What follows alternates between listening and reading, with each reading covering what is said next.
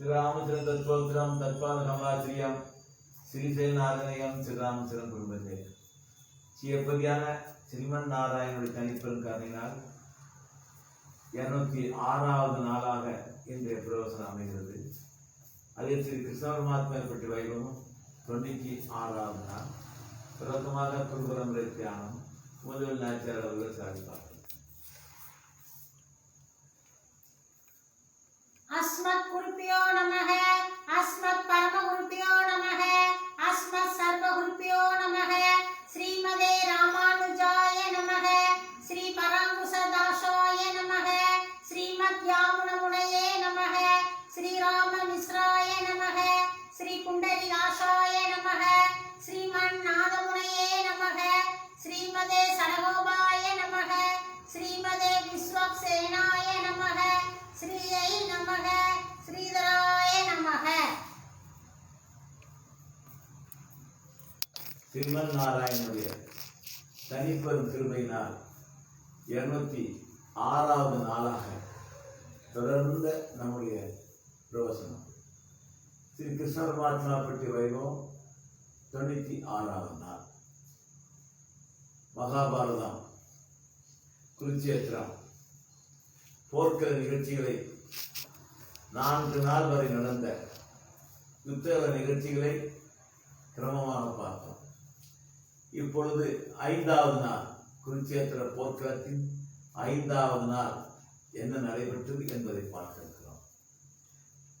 துரியோதனன் துரோணாச்சாரியை பார்த்து, ஆச்சாரிய சுவாமிகளே, உங்களிடம் கற்றவர்கள் தான் அனைவர்களும், பாண்டவர் பக்கம் இருக்கக்கூடிய அனைவர்களும் சரி, பாண்டவர் படைகளுக்கு தளபதியாக பொறுப்பேற்றுக்கும் கிருஷ்ணத்வீமனும் சரி, உம்முடைய மாணவர்கள் தான். அவர்களுக்கு பயிற்சி சொல்லிக் கொடுத்து அவர்களை திறமையாக உருவாக்கியது நீர்தான். ஆனாலும் உமக்கு ஈடாக மாட்டார்கள். உம்முடைய அறிவு ஆற்றல் முன்பு அவர்கள் ஏமாற்றம். ஆகையால் உம்மால் எனக்கு வெற்றி வர வேண்டும், வெற்றி வாங்கி தர வேண்டும். இன்னைக்கு 5வது நாள் ஆகிவிட்டது. எனக்காக வேண்டி கடுமையாக போரிட்டு இன்றைக்கு பெரிய வெற்றியை எனக்கு வாங்கி தர வேண்டும் என்று துரியோதனன் துரோணாச்சாரியன் சொன்னார். அப்போது துரோணாச்சாரியர் சொன்னார், உண்மைதான், என்னுடைய மாணவர்கள் தான் திறமையான மாணவர்கள். திறமையான மாணவர்களாக நான் உருவாக்கி விட்டேன். அவருடைய ஆற்றல் எனக்கு தெரியும். நீ நினைப்பது போல அவர்களை எளிதாக வெல்ல முடியாது. ஏனென்றால் தனுர்வேதத்தினுடைய தன்மைகளை எல்லாம் அவர்களுக்கு சொல்லிக் கொடுத்தது நான். அவரவர்களுக்கு எவ்வளவு தனுர்வேத அறிவும் ஆற்றலும் இருக்கின்ற எனக்கு தெரியும். அதனால் நீ நினைப்பது போல எளிதான காரியம் அல்ல. ஆயினும் உனக்காக வேண்டி கடுமையாக போரிட்டு வெற்றியை வாங்கி தருவதற்கான எல்லா முயற்சிகளையும் மேற்கொள்வேன். என்னால் உனக்கு புகழ் ஏற்படுமே தவிர கலங்க ஏற்படாது என்று உற்சாகப்படுத்தினார். துரியோதனன் சந்தோஷப்பட்டான். போர் துவங்கியது. துரோணாச்சாரியை எதிர்த்து சாத்யகி வந்து நின்றான். சாத்யகிக்கும் துரோணாச்சாரியருக்கும் கடுமையான யுத்தம் நடந்தது. சாத்யகியால் துரோணாச்சாரியரை வெல்ல முடியவில்லை. வெல்ல முடியவில்லை என்பதை விட துரோணாச்சாரியருக்கு முன்பாக ஈடு கொடுத்து யுத்தம் செய்ய முடியவில்லை. பரிதாப நிலைக்கு ஆளாகிவிட்டான்.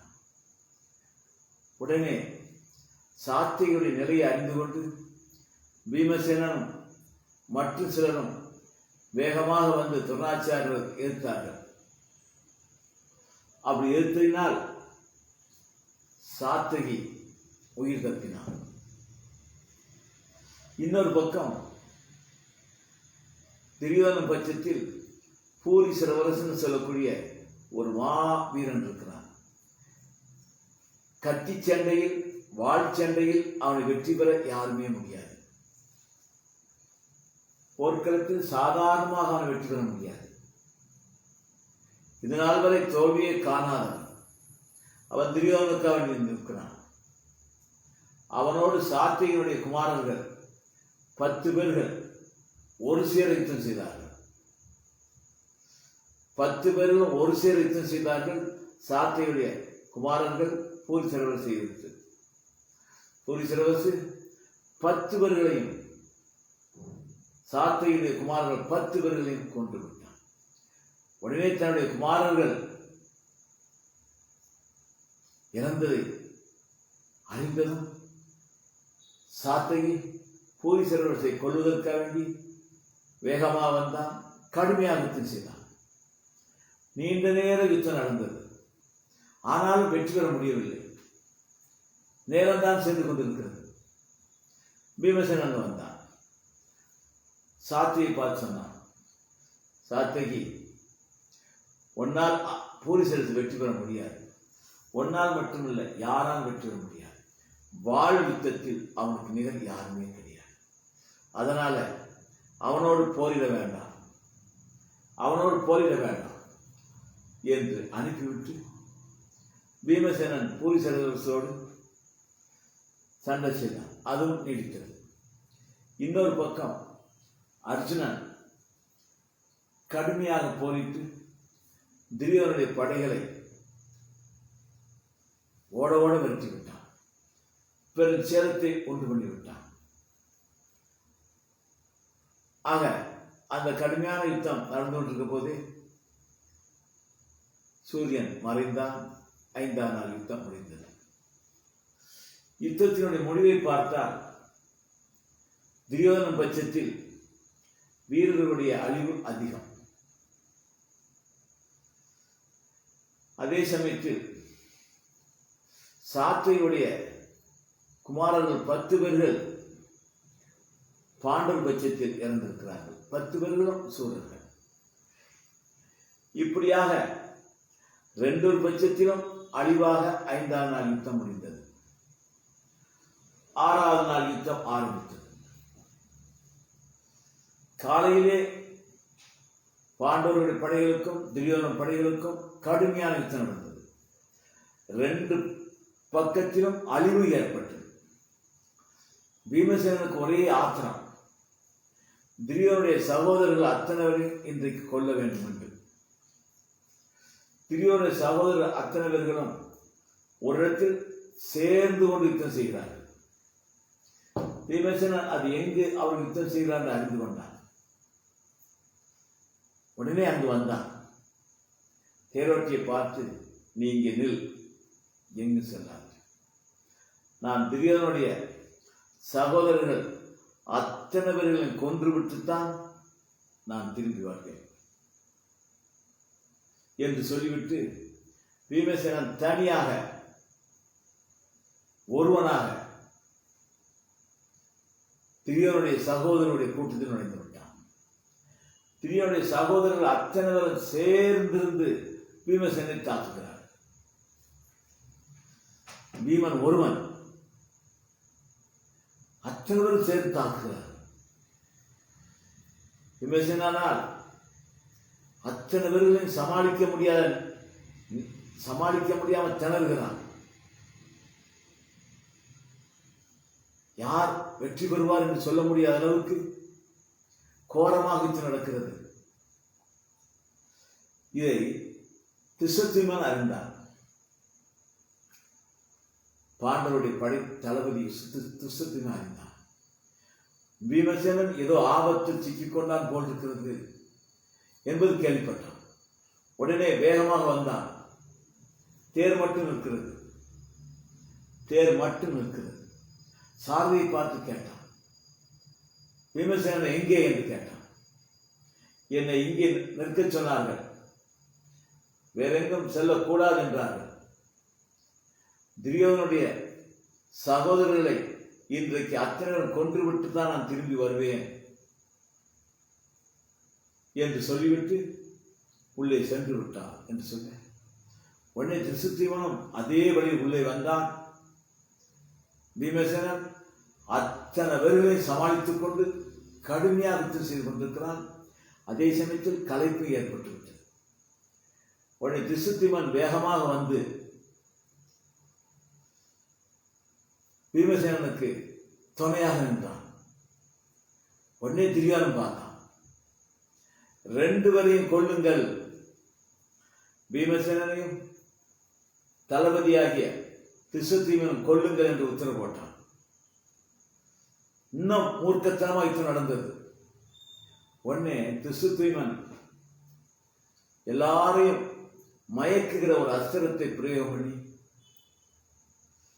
துரியோதனனுடைய சகோதரர்களும் மற்றவர்களையும் மயங்கும்படியாக அஸ்திரத்தை இட்டார். மயங்கிவிட்டார். இதை பயன்படுத்தி கொண்டு யுத்த காலத்தை விட்டு பீமசேனன் அவர்கள் வெளியே வர முயற்சி செய்கிற பொழுது துரியோதனன் விவரமாக அந்த எல்லாரும் மயங்கி கிடக்கிற அந்த மயக்கங்கள் நீங்குவதற்காக வேண்டிய ஒரு அஸ்திரத்தை விட்டு நீக்கிவிட்டார். எழுந்திருந்து விட்டார். உடனே மீண்டும் சண்டை நடந்தது. திசுத்தீவனையும் பீமனையும் கொண்டு விட வேண்டும் என்று சொல்லி துரியோதனுடைய சகோதரர்கள்லாம் ஒரு சேர யுத்தம் செய்கிறார்கள். அபாயமான இடத்தில் திசுத்தீவனும் பீமன் இருக்கிறார் என்பதை அபிமன்யு கேள்விப்பட்டான். உடனே அபிமன்யு நேர அங்கு வந்து விட்டான். அபிமன்யு அங்கு நேரே வரவும் துரோணர் அந்த இடத்தில் கடி யுத்தம் நடைபெறுகிறது. துரியோதனன் சகோதரன் இருக்கிறார்கள். அங்கே பீமன், திசுத்தீவன், அபிமன்யு நிற்கிறான். 3 பேர்களும் வீரர்கள். துரியோதனனுடைய துரியோதனுக்கு ஒரு ஆபத்து வந்துவிடக்கூடாதுன்னு சொல்லி துரோணர் அங்கு வந்துட்டார். துரோணர் வந்ததினால் துரியோதனுடைய சகோதரர்களுக்கும் நேர இருந்த கஷ்டம், மரணத்துக்கு சமமான துன்பம் நீங்கியது.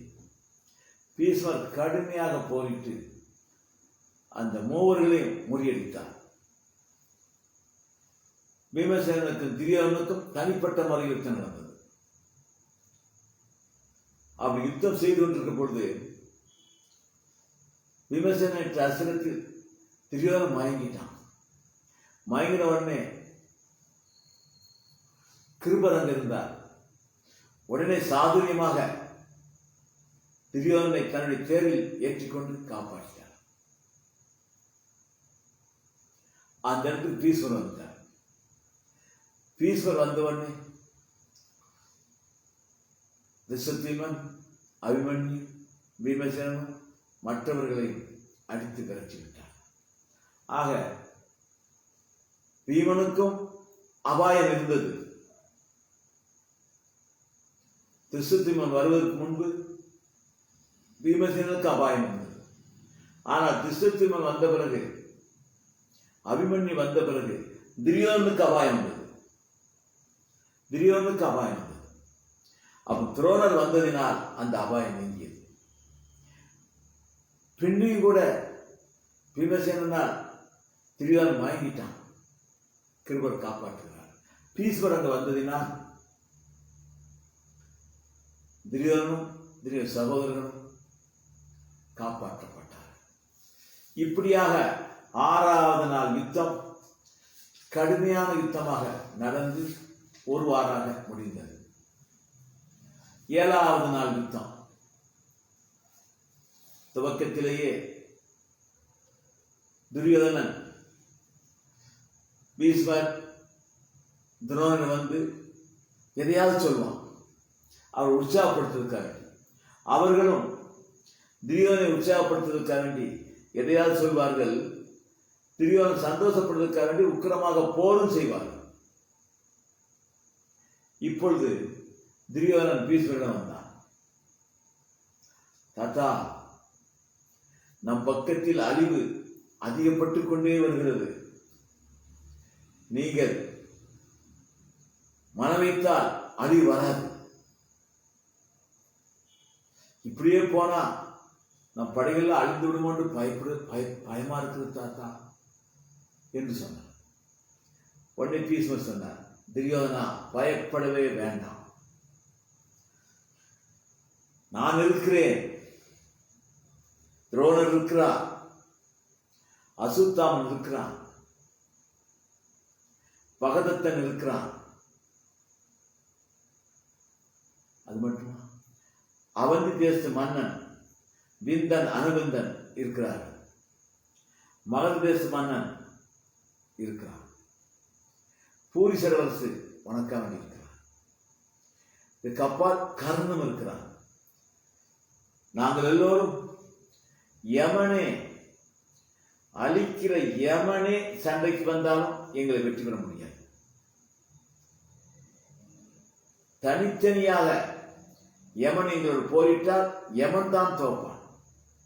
இத்தனை பேரும் உனக்கா வேண்டி வந்திருக்கிறோம், ஏன் நீ பயப்படுகிறாய், ஏன் நீ கலங்குகிறாய்? பயப்பட வேண்டாம், உன்னுடைய வெற்றிக்காக வேண்டி அத்தனை ஒரு முழுமையா பாடிக்கொண்டிருக்கிறோம், நீ தைரியமாக இரு, பயப்படாதே என்று பீஷ்மர் துரியோதனை உற்சாகப்படுத்தினார். உற்சாகப்படுத்த மட்டுமில்லை, அவரும் ஆக்ரோஷமா போர் செய்தார். அப்படி நடந்து கொண்டிருக்கிற போது துரோணரை எதிர்த்து ஒரு ஆளுதேச மன்னன் சண்டையிட்டான். துரோணருக்கும் ஒரு ஆளுதேச மன்னனுக்கும் கடுமையான யுத்தம் தான் இருந்தது. அந்த யுத்தத்தினுடைய முடிவில் ஒரு ஆளுதேச மன்னன் தோல்வி ஏற்பட்டது. தோல்வி ஏற்படவும் ஒரு ஆளுதேச மன்னனுடைய கடைசி மகன் சங்கன் என்று சொல்லக்கூடியவன் தன்னுடைய தந்தையாருக்கு உதவுவதற்காக வேண்டி வேகமாக வந்தான். தன்னுடைய தந்தையை காப்பாற்றுவதற்காக வேண்டி கடுமையாக யுத்தம் செய்தான். துரோணர் அவனோடு கடுமையாக யுத்தம் செய்து ஒரு ஆளுதேச மன்னனுடைய மகன் சங்கனை கொன்று விட்டார். ஒரு ஆளுதேச மன்னனுடைய மகன் 3 பேர்களும் இறந்து விட்டார். உத்தரகுமாரன் இறந்தாச்சு, ஸ்வேதான் இறந்தாச்சு, சங்கன் இறந்தாச்சு. இன்னொரு பக்கம் அசுத்தாமன், சிகண்டிக்கு அசுத்தாமனுக்கு யுத்தம் நடக்கிறது. இந்த சிகண்டி பீஷ்மரை கொல்வதற்காக வேண்டியே பிறந்தவர். துரியோதனன் சொன்னா, அசுத்தாமனை கூப்பிட்டு, அசுத்தாமரே, பீஷ்மர் உயிரோடு இருந்தால் தான் நமக்கு வெற்றி கிடைக்கும்.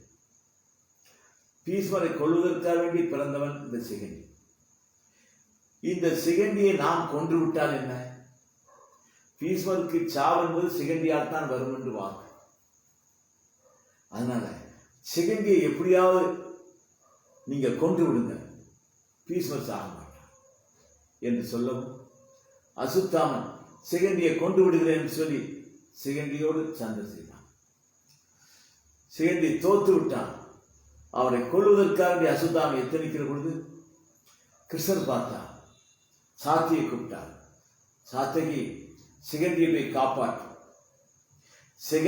சிகண்டியால் தான் பீஷ்மர் சாவார், இல்லாத முடியாது. நீ அசுத்தாமன் கையில் சிக்கிக் கொண்டான், சிகண்டி தோத்தாய் விட்டது. தோல்வியானாலும் அசுத்தாமல் விடமாட்டான், கொல்லாமல் விடமாட்டான்.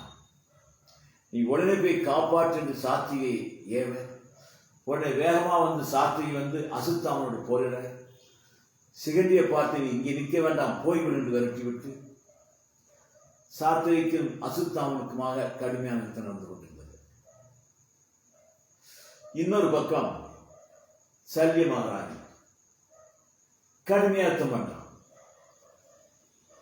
உடனே சல்ய மகாராஜனுடைய சகோதரி குமாரர்கள் தான் நகர சகாதேவர். சல்யனுடைய சகோதரி மாத்ருதேவி, மாத்ருதேவனுடைய குமாரர்கள் தான் நகர சகாதேவர்கள். இந்த சல்யன் கடுமையாக யுத்தம் செய்யும் போது நகர சகாதேவர் வந்து சல்யனோடு போரிட வந்தார். இப்போ மாமன், தாய் மாமன், சகோதரி பிள்ளைகள் நகர சகாதேவர். சல்யனுக்கும் பாசம் உண்டு மருமகன் என்று சொல்லி, நகர சகாதேவருக்கும் பாசம் உண்டு தாய்மாமன் என்று சொல்லி. ஆனால் யுத்த களத்துக்கு வந்தால் எதிரிகள் தான். சூரியன் அடைந்து விட்டால் மாமன் மருமகன் உறவுதான். அப்படி ஒரு காலத்தில் யுத்த தர்மம். நகர சகாதேவர்கள் சல்லியனை கடுமையாக இருக்கார்கள். கோரமாகத்தான் யுத்தம் நடந்தது, கொடூரமாக நடந்தது. சல்லியனால் தாக்குப்பிடிக்க முடியவில்லை. சல்லியன் அப்படியே மயங்கி தேரில் கீழே விழுந்துட்டான். உடனே சல்லியுடைய தேரட்டி சாதுரியமான பார்த்தான். மயங்கி கீழே வந்து விட்டார் நம்முடைய ராஜா. இவரை காப்பாற்றி ஆகவன் சொல்லி வேகமாக தேரை ஓட்டி சென்று பாதுகாப்பான கொண்டு சென்று விட்டார். சல்லியன் தப்பித்து விட்டான். இல்லாவிட்டால் நகர சகாதேவர்கள் தன்னுடைய தாய் மாமன் என்று கூட நினைக்காமல் சல்லிய மகாராஜனை கொன்றிருப்பார்கள். ஆனால் தேரோட்டி சாரதி சல்லியனை காப்பாற்றி கொண்டு போய்விட்டார். அபிமன்யுவுக்கும் துரியோனுடைய சகோதரர்களுக்கும் யுத்தம் நடந்தது. துரியோனுடைய சகோதரர்கள் அபிமன்யுக்கு முன்னால் யுத்தம் செய்ய முடியவில்லை. அபிமன்யு ஆக்ரோஷமாகவும் வேகமாகவும் யுத்தம் செய்கிறார். துரியோனுடைய சகோதரருக்கு தோல்விக்கு மேல தோல்வி. அபிமன்யு நினைத்தால் துரியோனுடைய சகோதரரை கொண்டிருப்பான், லகுவாக கொண்டிருப்பான். அப்படி கொன்றுவிட வேண்டும் நினைத்தான். துரியோதனுடைய சகோதரர்களை கொன்றுவிட வேண்டும் என்று நினைத்தான், நெருங்கிட்டான். அடுத்த அசுரத்தில் துரியோதன சகோதரர் சாவார். அந்த சமயத்தில் ஞாபகம் வந்தது. பீமசேனன் சத்தியம் பண்ணியிருக்கிறான். எப்படி சத்தியம்? துரியோதனன் உட்பட 100 பேர்களையும் நான் கொல்லுவேன், அவர் இரத்தத்தை அள்ளி குடிப்பேன், அவர் இரத்தத்தை அள்ளி கையினால் குடித்த பிறகுதான் நான் தீர்த்தம் கையால் அருந்துவேன். துரியோதனாதிகள் 100 பேர்களையும் நான் கொல்லுவேன், கொன்று அவள் இரத்தத்தை நான் அள்ளி பருகுவேன், அதற்கு பிறகுதான் என் கையினால் தீர்த்தம் சாப்பிடுவேன் என்று சத்தியம் பண்ணியிருக்கிறான். அதனால பீமசேனன் துரியோதனாதிகளை கொல்லுவேன் என்று சத்தியம் பண்ணியிருப்பதினால் அபிமன்யு துரியோதன சகோதரரை கொல்லாமல் விட்டுவிட்டார்.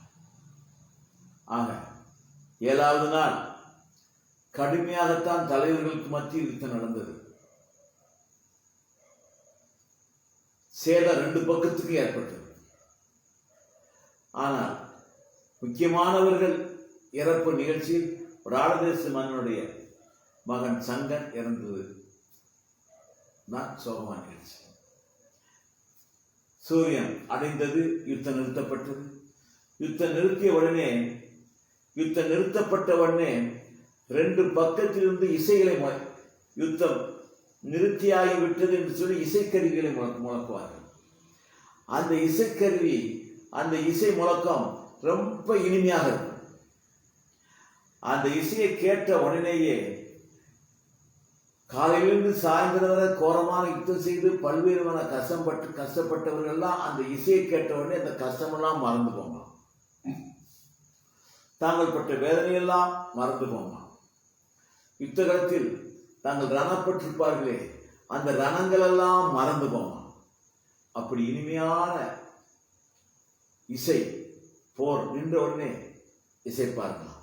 அதை கேட்டு 2 பட்சத்து படைகளும் சந்தோஷம் ஏற்பட்டதாக சொல்லி 7வது நாள் போர்க்களம் 2 பக்கத்துக்கு அழிவு, ஒரு ஆர்தேச மன்னன் மகன் இறப்போடு முடிபட்டது.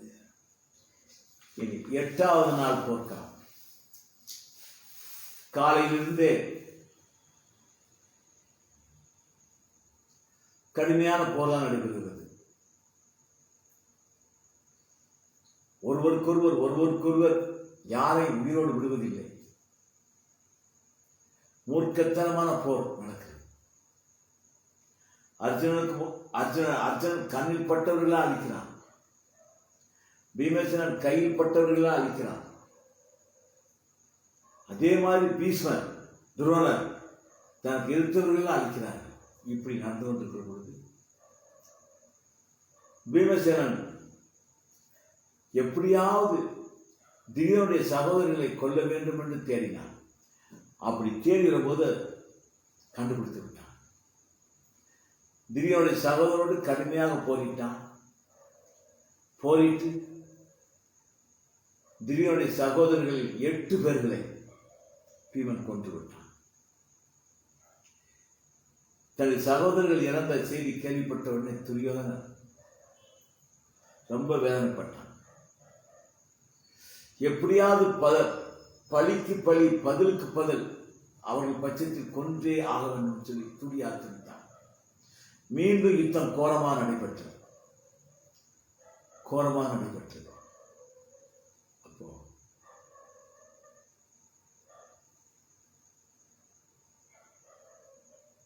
அர்ஜுனனுக்கும் நாகக்கண்ணியைக்கும் ராவான்னு சொல்லக்கூடிய ஒரு பெரிய வீரன், அபிமன்யுக்கு இணையானவன், கடோற்கச்சனுக்கு இணையானவன், அவன் கடுமையாக யுத்தம் செய்து கொண்டு வருகிறான். உடனே துரியோதனன் தன் பட்சத்தில் அலம்சன் சொல்லக்கூடிய ஒரு ராட்சசன் இருந்தான். அவனை ஏவனா, உனக்கு தகுந்த எதிரி அந்த ராவான் தான், எப்படியாவது அவனை கொன்றுவிடு என்று ஏவ அந்த ராவானுக்கும் துரியோதனன் அனுப்பிய அந்த ராட்சசனுக்கும் கோரமான யுத்தம் நடைபெற்றது. 2 பேருமே மாயாஜால வித்தை கற்றவர்கள், 2 பேருமே மாயாஜால மந்திரங்களை பயன்படுத்துகிறார்கள். ஆனால் ஒருவருக்கொருவர் படிக்கவில்லை. இறுதியாக துரியோதனன் சார்பாக சென்ற அந்த ராட்சசன் ராவானை கொன்று விட்டான். அர்ஜுனன் கேள்விப்பட்டான். அங்க வந்தான், வேதனையில துடிச்சிட்டான். அநியாயமா உயிர்கள்லாம் செத்துக் கொண்டிருக்கிறது, துரியோதனுடைய ஆசையினால் அல்லவா அழிந்து கொண்டிருக்கிறது. நாங்கள் எங்களுக்குரிய ராஜ்யத்தையா கேட்டோம், இந்திரபிரசத்தை மீண்டும் தாருங்கள் என்றா கேட்டோம், பாதி ராஜ்யத்தா கேட்டோம், 5 ஊர் தானே கேட்டோம். அந்த 5 ஊரை தந்திருந்தால் இவ்வளவு அழிவு ஏற்பட்டிருக்குமா? அவனுடைய பேராசையால் எவ்வளவு பெரிய சேதங்கள் ஏற்பட்டு 5 வீடு கூட தர முடியாது மறுத்துட்டாங்க. 5 வீடை தந்திருந்தா கூட நீங்கள் யுத்தமே வேண்டாம் என்று அமைதியாக ஒதுங்கி வாழ்ந்திருப்போம் என்று தன்னுடைய மகனுடைய இறப்பை கருதி துரியோதனால் இவ்வளவு கொடூரமான யுத்தம் நடந்து விட்டதே என்று நினைத்து வேதனைப்பட்டு துரியோதனை ஏசினான், பேசி வேதனைப்பட்டான். கிருஷ்ணர் அவனை சமாதானப்படுத்தினார். இப்போ ராவான் இறந்தான உடனே பீமசேனுடைய மகன் கடோற்கச்சன் சந்தோஷமா நின்றான். துரியோதனன் அர்ஜுனன் மகன் இறந்ததை நினைத்து சந்தோஷமா நின்றான். இதை கடோற்கச்சன் பார்த்தான். கடோற்கச்சன் பீமசேனுடைய மகன், இடும்பிக்கு பிறந்தவர். அவன் நேர துரியோதனன். துரியோதனுக்கும் கடோற்கச்சனுக்கும் கடுமையான நடந்தது. துரியோதனன் சாமானியமானவன் அல்ல, பெரிய வீரன் தான். கடோற்கச்சனை சமாளிக்கிறான். கடோற்கச்சனால் துரியோதனன் முன்னால் சமாளிக்க முடியவில்லை. துரியோதனன் தான் கற்ற அஸ்திரங்களை எல்லாம் கடோற்கச்சன் மீது எய்து கடோற்கச்சனை கொண்டவன் சொல்லி தீவிரமா இருக்கிறான். ஆனால் கடோற்கச்சன் தப்பிச்சுக்கிட்டே இருக்கிறான். துரியோதனன் விடுவதாக இல்லை. கடோற்கச்சன் ஆபத்தான நிலையில் சிக்கிக் கொண்டிருக்கிறான் என்பதை பீமசேனன் பார்த்தான். உடனே பீமசேனன் வந்தான்.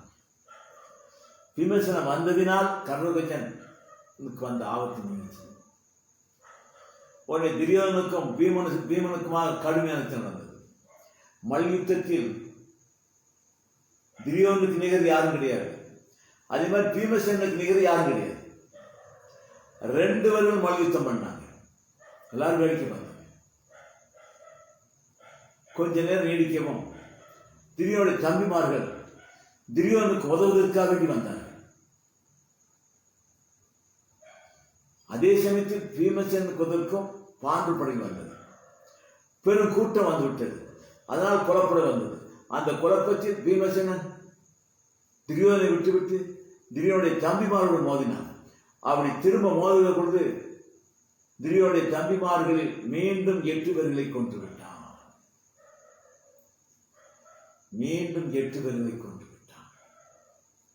துரியோதனுக்கு காலையில் 8 தம்பிமார்கள் இறந்து விட்டார்கள். மதியத்துக்குமே 8 இறந்து விட்டார்கள். 14 பேர்கள் ஏற்கனவே 8 பேர்கள் முன்பு இறந்து விட்டார்கள். 24 பேர்கள் இறந்து விட்டார்கள் சொல்லி ரொம்ப வேதனைப்பட்டான். கொஞ்ச நேரம் கடுமையான யுத்தம் நடந்தது. சூரியன் அடைந்து விட்டது. யுத்தம் நடந்து விட்டது.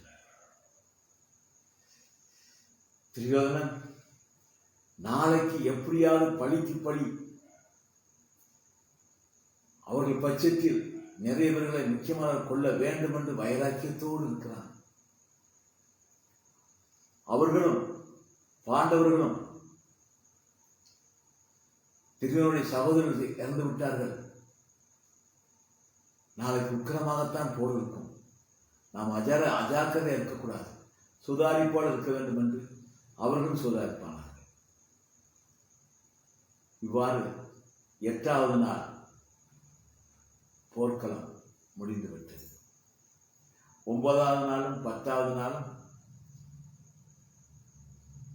கடுமையான போராக இருக்கும். 10வது நாள் பீஷ்மர் இருக்கிறார். அதனால் 9வது நாள் போர்க்களம் 10ஆம் நாள் போர்க்களம் பீஷ்மர் கடுமையாக செய்வார். 9, 10 2 நாள் அந்த போர் நிகழ்வுகளை நாளைக்கு பார்ப்போம் என்று சொல்லிக்கொண்டு ஸ்ரீராமச்சந்திரம் தத்வோத்திரம் சத்பாத சம ஸ்ரீராமச்சந்திரன் குடும்பத்தை சொல்லி நிறைவு செய்வோம்.